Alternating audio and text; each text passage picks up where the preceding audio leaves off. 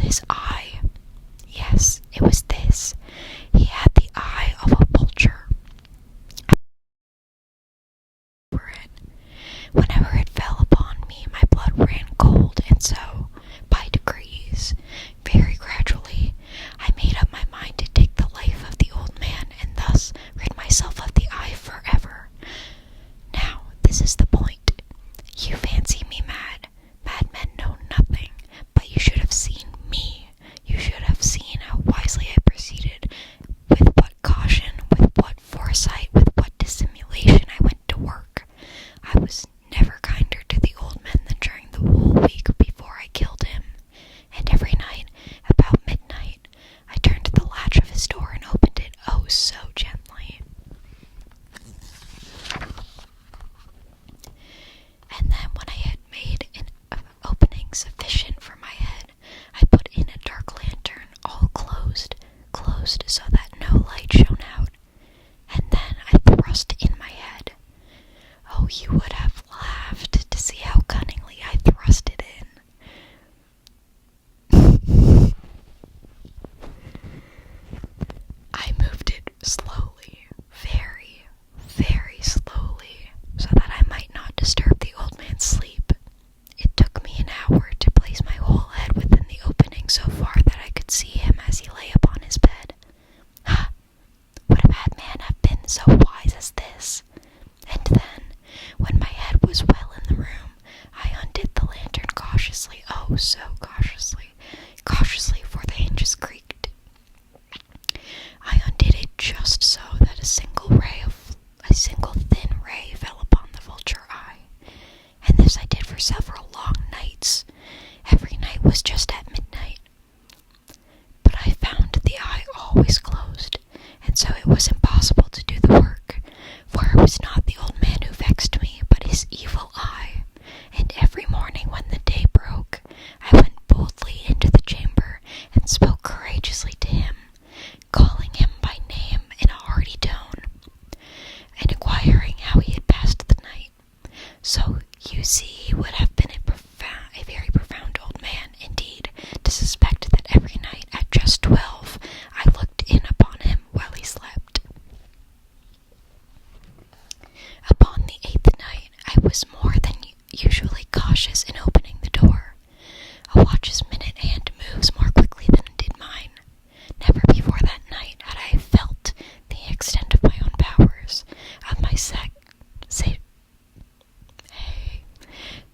I'm gonna guess this word is pronounced sagency, because it's agency, but with a S-A at the beginning.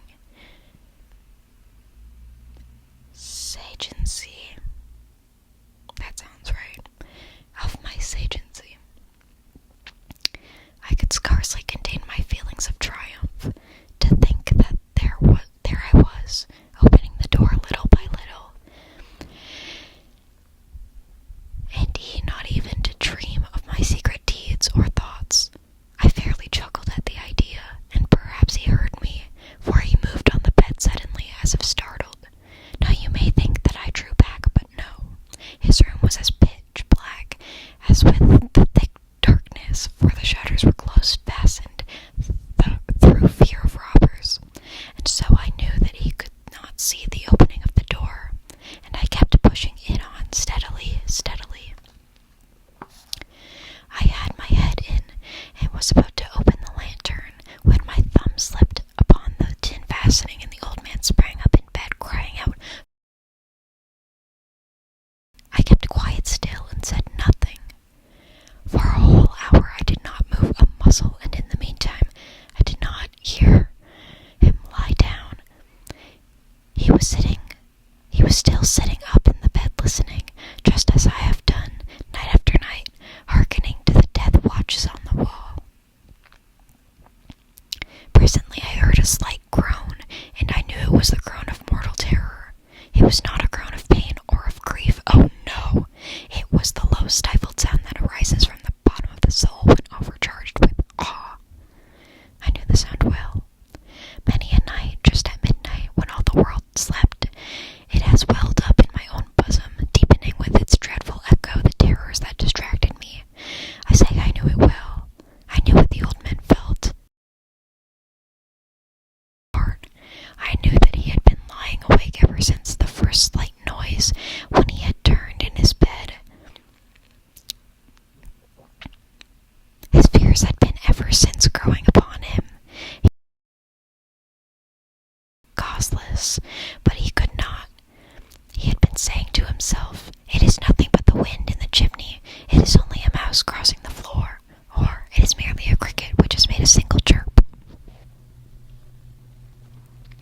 Yes, he had been trying to comfort himself with all these superstitions, but he had found all in vain.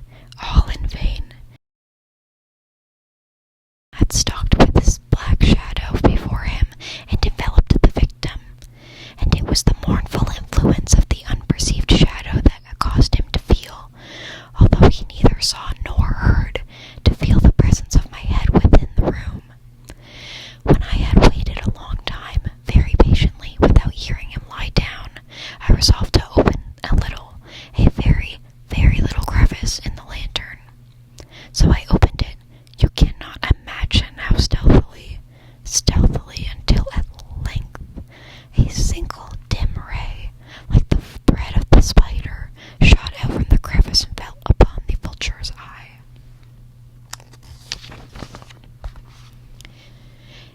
It was open, wide open, and I grew furious as I gazed upon it. I saw it with perfect distinctness, all a dull blue, with a hideous veil over it that chilled the very marrow in my bones. But I could see nothing else of the old man's face or person, for I had directed the ray as if by instinct precisely upon the damned spot. And have I not told you that what you mistake for madness is but over-acuteness of the senses? Now, I say, there came to my ears a low, dull, quick sound, such as a watch makes when enveloped in cotton. I knew that sound well, too. It was the beating of the old man's heart. It increased my fury, as the beating of a drum stimulates the soldier into courage. But even yet I refrained and kept still. I scarcely breathed. I held the lantern motionless. I tried how steadily I could maintain the ray upon the eye. Meantime, the hellish tattoo of the heart increased. It grew quicker and quicker and louder every instant. The old man's terror must have been extreme. It grew louder, I say louder, every moment. Do you this?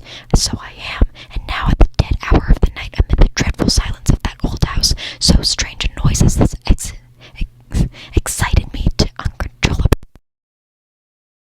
For some minutes longer I refrained and stood still. I thought the heart might. Anxiety seized me. The sound would be heard by the neighbor. With a loud yell, I threw open the lantern and leaped into the room. He shrieked once, only once, and in an instant I dragged him to the floor and pulled the.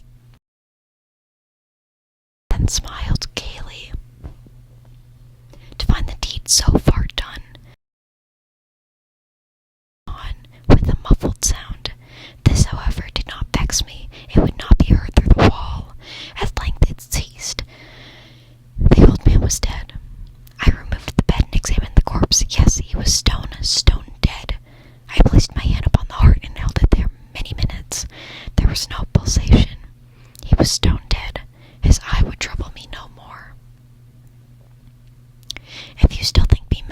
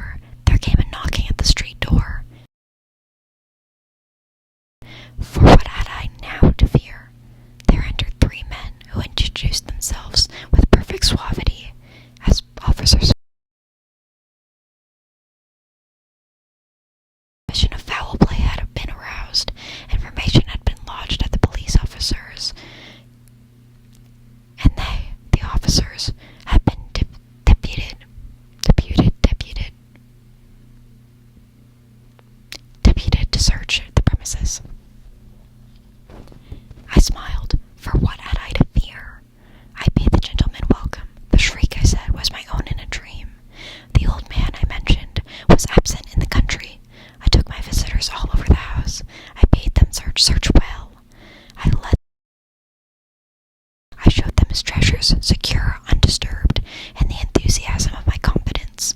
I brought chairs into the room, and desired them here to rest from their fatigues, while I myself, in the wild audacity of my perfect triumph, placed my own seat upon the very spot beneath which reposed the corpse of the victim.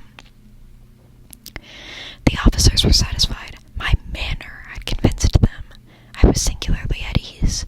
They sat, and while I answered cheerily, they chatted of familiar things. But ere long, I felt myself getting pale, and wished them gone. My head ached, and I fancied a ringing in my ears. But still they sat, and still chatted. The ringing became more distinct. It continued, and it became more distinct. I talked more freely to get rid of the feeling, but it continued and gained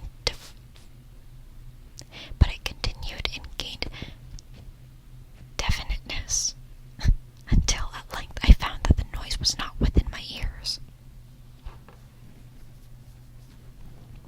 No doubt I now grew very pale, but I talked more fluently and with a heightened voice, yet the sound increased, and what could I do? It was a low, dull, quick sound, much such a sound as a watch makes when enveloped in cotton.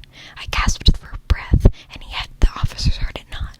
I talked more quickly, more vehemently, but the noise steadily increased. I arose and argued about trifles in a high key with violent gesticulations, but the noise steadily increased. What would they not be gone? I paced the floor to and fro with heavy strides, as if excited to fury by the observations of the men, but the noise steadily increased. Oh God, what could I do? I foamed, I raved, I swore. I swung the chair upon which I had been sitting, and grated it upon the boards, but the noise arose over all, and continually increased. It grew louder, louder, louder, and still the men chatted pleasantly and smiled. Was it God? No, no. They knew they were making a mockery of my horror. Anything was better than this agony. Anything was more tolerable than this derision. I felt that I must scream or die, and now again, hark, louder, louder, louder, louder, villains! I shrieked. The beating of his